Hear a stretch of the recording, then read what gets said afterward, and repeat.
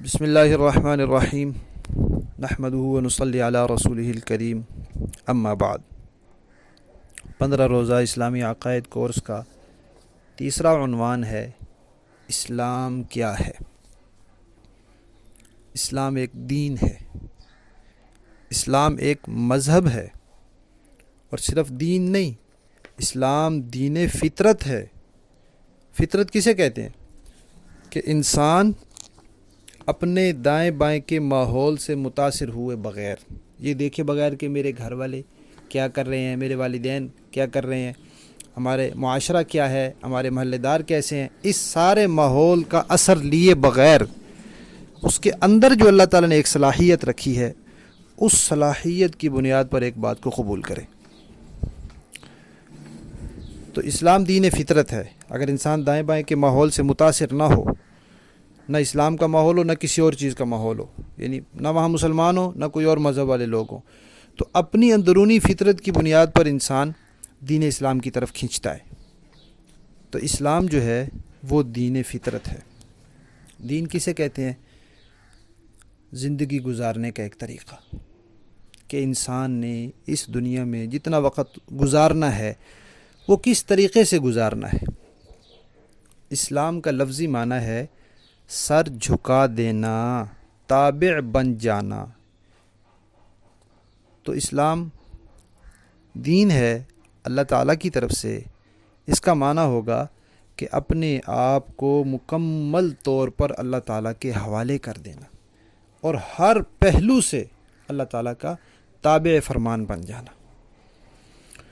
اور ہمارے شریعت میں اسلام کہتے ہیں کہ نبی کریم صلی اللہ تعالی علیہ وسلم جتنی بھی چیزیں اور حقیقتیں اللہ تعالیٰ کی طرف سے لائے ہیں، ان سب کی تصدیق کرنا اور ان کو صحیح مان کر، حق مان کر ان کو قبول کرنا، یہ اسلام ہے۔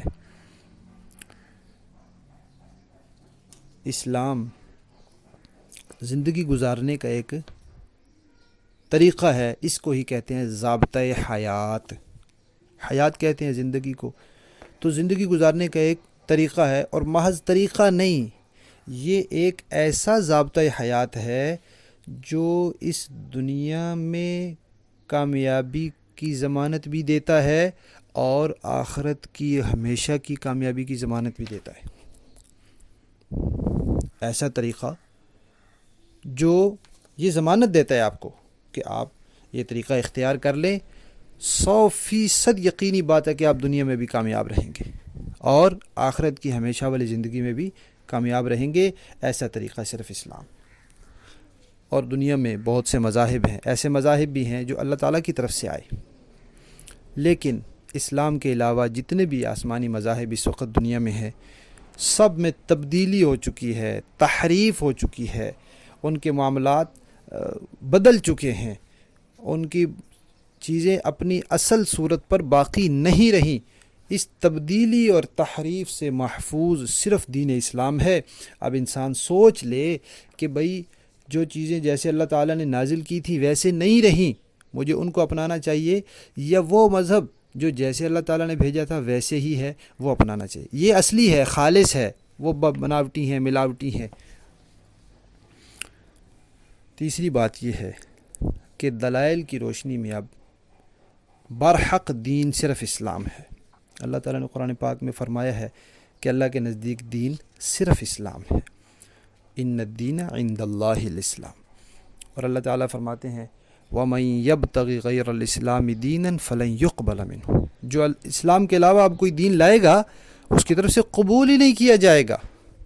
تو جو پچھلے مذاہب ہیں ان کی مثال اب منسوخ نوٹ کی طرح ہے۔ جو نوٹ ہوتا ہے روپیہ، حکومت نے جاری کیا ہے، اصلی تھا، نمبر بھی موجود ہے، مہر بھی موجود ہے، تار بھی موجود ہے، لیکن اس کا وقت ختم ہو گیا۔ اب اگر کوئی پرانا نوٹ چلائے گا تو نہیں چلے گا۔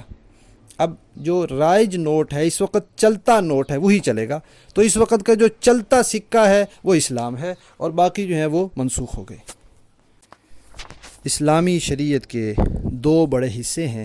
کچھ چیزیں ایسی ہیں جن کا تعلق دل اور دماغ سے ہے، یعنی وہ باتیں دل سے مانی جاتی ہیں، تسلیم کی جاتی ہیں، دماغ سے سوچی جاتی ہیں، اور کچھ ایسی ہیں جن کو بدن سے کیا جاتا ہے، جسم سے کیا جاتا ہے، اعضاء سے کیا جاتا ہے، عمل کیا جاتا ہے. تو یہ دو بڑے حصے ہیں ہمارے اسلام کے. جن چیزوں کا تعلق دل سے ہے، دل و دماغ سے ہے، ان کو عقیدہ کہتے ہیں، اور جن کا تعلق بدن اور اعضاء سے ہے اس کو عمل کہتے ہیں.